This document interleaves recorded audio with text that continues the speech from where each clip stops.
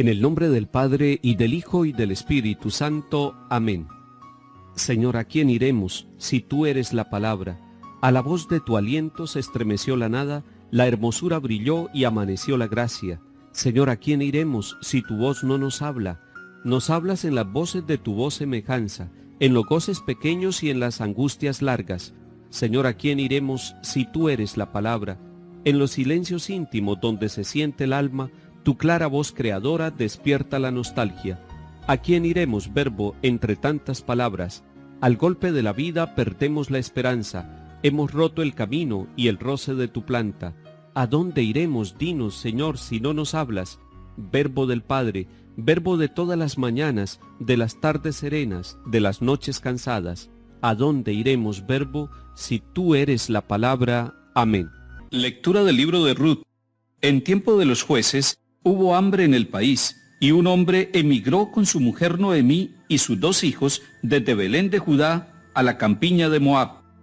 Elimelec, el marido de Noemí, murió, y quedaron con ella sus 2 hijos, que se casaron con 2 mujeres moabitas. Una se llamaba Orfá y la otra Ruth, pero al cabo de 10 años de residir allí, murieron también los 2 hijos, y la mujer se quedó sin marido y sin hijos. Al enterarse de que el Señor había atendido a su pueblo dándole pan, Noemí, con sus 2 nueras, emprendió el camino de vuelta desde la campiña de Moab. Orfá se despidió de su suegra y volvió a su pueblo, mientras que Ruth se quedó con Noemí. Noemí le dijo: «Mira, tu cuñada se ha vuelto a su pueblo y a su Dios, vuélvete tú con ella». Pero Ruth contestó: «No insistas en que te deje y me vuelva. Donde tú vayas iré yo, donde tú vivas viviré yo. Tu pueblo es mío, tu Dios es mi Dios». Así fue como Noemí, con su nuera Ruth, la moabita, volvió de la campiña de Moab. Empezaba la siega de la cebada cuando llegaron a Belén. Palabra de Dios, te alabamos, Señor. El libro de Ruth es un hermoso libro del Antiguo Testamento, es palabra de Dios y tiene solamente 4 capítulos. Usted lo puede buscar en su Biblia y se lo recomiendo que lo lea, porque allí va a encontrar motivaciones para vivir en medio de la adversidad, en medio de las luchas, en medio de las pruebas que pueda presentar la vida. Porque eso es lo que nos está presentando el capítulo 1, una dificultad, el hambre. Y esta familia, conformada por Elimelec y su esposa Noemí, tiene que salir con sus 2 hijos, emigrar para otra parte, buscar otro país. En este caso se van para la campiña de Moab. Ellos habitaban en Belén, y para ir a la campiña de Moab tienen que pasar el Mar Muerto, tienen que pasar el Jordán, ir al otro lado, ir a otro territorio. Esto que le sucede a la familia de Elimelec y Noemí le puede pasar a cualquier familia del mundo, pero también le puede pasar a una nación completa. Tienen que emigrar, tienen que irse a otra parte a buscar el alimento. Es una situación adversa. Es que el solo hecho de tener que abandonar su propia tierra, su cultura, su país y todo lo que tienen es doloroso. Solamente el que haya tenido que vivir una migración, un desplazamiento, puede entender a profundidad lo que pasa en este capítulo 1 y lo que sucede en estos 4 capítulos del libro de Ruth. Después que llegan allí, a la campiña de Moab, se ubican, buscan dónde vivir, dónde trabajar, pero además viene una necesidad. Los hijos necesitan organizar su hogar, necesitan encontrar una esposa y no pueden buscarla entre sus paisanas, no pueden volver a Belén para poder constituir con aquellas más conocidas un hogar para realizar su vida. Y entonces tienen que optar por casarse con una extranjera. Se casan con 2 moabitas, una se llama Orfá y la otra se llama Ruth. Estas son las 2 nueras que tiene esta mujer. Son las esposas de los hijos de Elimelec y de Noemí. Pero las dificultades continúan, y entonces primero muere Elimelec, queda viuda Noemí, y como si fuera poco, después mueren los 2 hijos de ella, queda sin los hijos, queda sin el esposo, queda solamente con sus 2 nueras extranjeras. Y ahí viene una dificultad. ¿Qué hacemos ahora en el futuro? El tema de la viudez, añadido a estar en destierro, va a complicar la vida de Noemí. Pero ella se entera de que en su tierra, en Belén, Dios los ha bendecido, que Dios los ha atendido y les ha dado pan, que pasó la crisis del hambre, que pasó la crisis de escasez de alimentos, y ella quiere volver a su tierra como es normal. y entonces se va con sus dos nueras, pero una de ellas, Orfá, nos lo dice hoy el capítulo 1 del libro de Ruth, le dice a su suegra que ella retorna a su propia tierra, que no quiere irse a una tierra extranjera, y esto es normal. Son en realidad 3 viudas, 3 mujeres que tendrían que aventurarse en una situación difícil donde la mujer viuda es un signo de abandono, de soledad, de tristeza.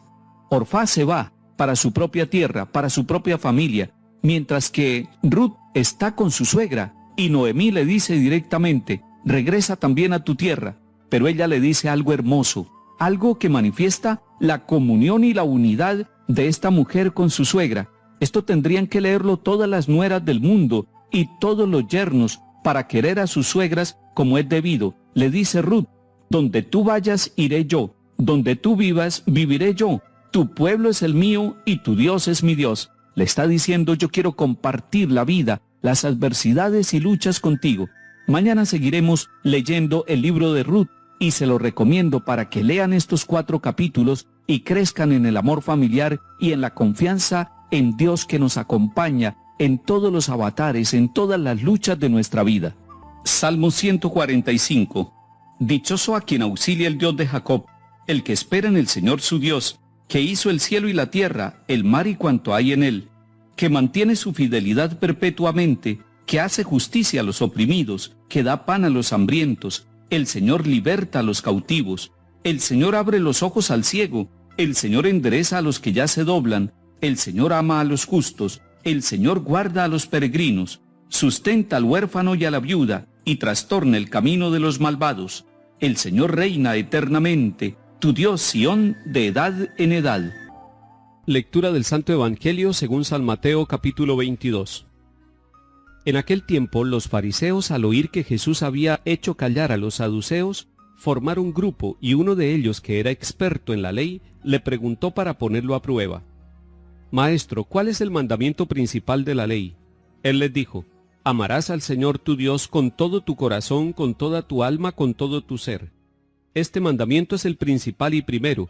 El segundo es semejante a él: amarás a tu prójimo como a ti mismo. Estos 2 mandamientos sostienen la ley entera y los profetas. Palabra del Señor. Gloria a ti, Señor Jesús. Cuando ustedes escuchen la palabra fariseos, no vayan a pensar en que son hipócritas, no. Ellos son una secta religiosa dentro del pueblo judío allá en tiempo de Jesús. Los fariseos eran unos cumplidores estrictos de la ley, vivían la ley por la ley. ¿Y quiénes son los saduceos? Es otro grupo religioso también, otro movimiento dentro de la religión judía en tiempo de Jesús. Fariseos y saduceos. No vayan a pensar que eran personas malas, porque uno puede estar interpretando siempre y clasificando entre buenos y malos. No, eran seres humanos que estaban tratando de santificarse con su religión judía. Pero al oír que Jesús había hecho callar a los saduceos, los fariseos entraron en grupo para preguntarle y poner a prueba al Señor Jesús. Eso sí tienen los fariseos y los saduceos, que tratan de ponerle zancadillas y preguntas difíciles al Señor Jesús. ¿Y cuál es la pregunta que le hacen entonces los saduceos? Le preguntan ¿cuál es el mandamiento principal de la ley? Es una pregunta interesante, porque para los judíos la ley recibida por Moisés y promulgada para el pueblo es una ley que santifica. Pero resulta que ellos, después de los mandamientos que recibieron allá en el monte Sinaí, se fueron alargando en leyes y normas con el paso de los años. Y eso le puede pasar a una institución, le puede pasar a un ser humano, le puede pasar a una familia. Y por eso le preguntan ¿cuál es el mandamiento principal de la ley? Y nosotros deberíamos preguntarle al Señor Jesús también, ¿cuál es el mandamiento principal para nosotros los que creemos en ti? Y seguramente Él nos responderá como le respondió a los saduceos.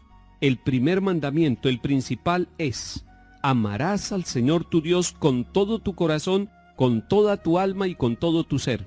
Es decir, el amor a Dios, pero con todo, no un amor mediocre, no un amor a medias, no un amor intermitente, sino un amor constante, con todo el corazón, con todo el alma, con todo el ser de cada persona. Usted y yo tenemos que amar al Señor con todo el corazón, y eso nos hace felices, nos hace fuertes. Y el Señor Jesús dice, este es el primero, pero el segundo es semejante a él: amarás a tu prójimo como a ti mismo. Es decir, el Señor está uniendo estos dos amores.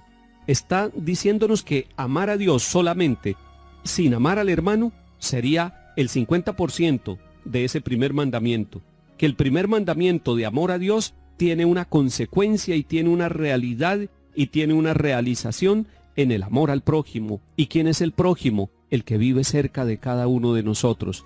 Entonces pidámosle al Señor que nos ayude a crecer en el amor, que nos dejemos amar por Dios y que le respondamos con amor, pero que no se nos quede solamente en un amor mirando hacia arriba, sino un amor mirando hacia los lados, para que podamos descubrir que incluso los que piensan distinto son destinatarios de nuestro amor y de un amor sincero y de corazón.